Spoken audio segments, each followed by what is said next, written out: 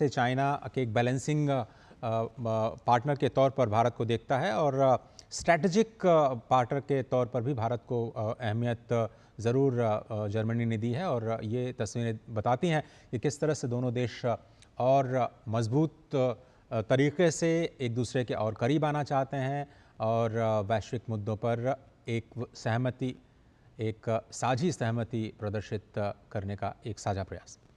बिल्कुल, तो ये बहुत ही महत्वपूर्ण तस्वीरें हमें कनाडा से मिल रही हैं, जिसमें कि आप देख सकते हैं इन तस्वीरों में भारत के प्रधानमंत्री नरेंद्र मोदी की मुलाकात जर्मन चांसलर फ्रेडरिक मर्ज के साथ इस वक्त हो रही है। और जैसा कि अजय ने बताया कि बहुत ही महत्वपूर्ण, खासकर ईयू की बात की जाए और ईयू में जो जर्मनी है उसका भी एक बहुत ही बड़ा रोल हो जाता है, क्योंकि हम जानते हैं कि इंडिया ईयू जो फ्री ट्रेड एग्रीमेंट है उसको फाइनलाइज अब कुछ ही दिनों में, कुछ ही महीनों में वो होने वाला है। तो उसमें फ्री ट्रेड एग्रीमेंट हो जाने के बाद से जो एक मार्केट है वो और भी ज़्यादा खुल जाएगा भारत के लिए, और उसका फ़ायदा कहीं ना कहीं भारत को काफ़ी ज़्यादा होने वाला है।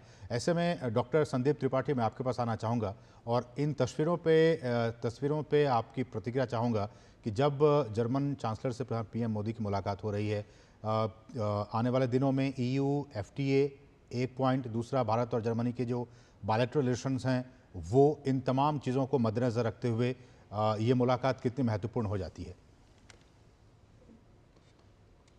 डॉक्टर त्रिपाठी।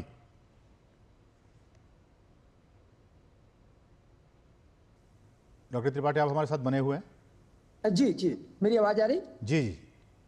ओके, आपने सही कहा कि ये जो जर्मन प्रेसिडेंट चांसलर के साथ आदरणीय प्रधानमंत्री जी की जो फोटो है और जो जिस तरह के मिल रहे हैं, तो एक तरह से हम देख सकते हैं कि क्या एक गर्मजोशी है। और दूसरा सबसे इम्पोर्टेंट पहलू ये है इस मुलाकात का कि यूरोपीय यूनियन कंप्लीट, मैं हमेशा बोला हूं कि जब से ट्रंप आए तो यूरोपीय यूनियन, नाटो, ये सब एक अलग ट्रस्ट डेफिसिट से जी रहे हैं।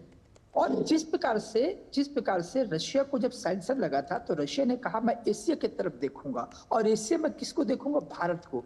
तो ये उसी तरीके से जब ट्रंप आते हैं और ट्रंप ने कहा मुझे डब्ल्यूटीओ से मतलब नहीं, ना तो मुझे ईयू से मतलब, ना तो नाटो से मतलब, मैं इस तरीके के मल्टीलेटरल ऑर्गेनाइजेशंस और ग्लोबल गवर्नेंस जैसे कंसेप्ट पर विश्वास नहीं करता। मेरे लिए प्रोटेक्शनिज्म इंपॉर्टेंट है। तब ईयू के कंट्री को लगा अचानक एक सेटबैक था, क्योंकि ईयू अपने आप पिछले 70 सालों से अमेरिका को अपना एक तरह से गार्जियन मानते रहे। सडनली जो सेटबैक लगा ईयू को, तो उनको लगा कि अब हमारे पास ऐसा एक तरह से वो शैडो से बाहर भी निकले, क्योंकि उनको एक आजादी मिली एक नए पार्टनर खोजने की और अपने रिलेशंस को री एनर्जाइज करने के लिए। और ये जो मुलाकात है, मुझे लगता है ये मुलाकात उसी कड़ी का एक अहम हिस्सा, जैसे कि अभी आपने बताया था कनाडा में, कि कनाडा भी एक तलाश में था कि भारत को नजरअंदाज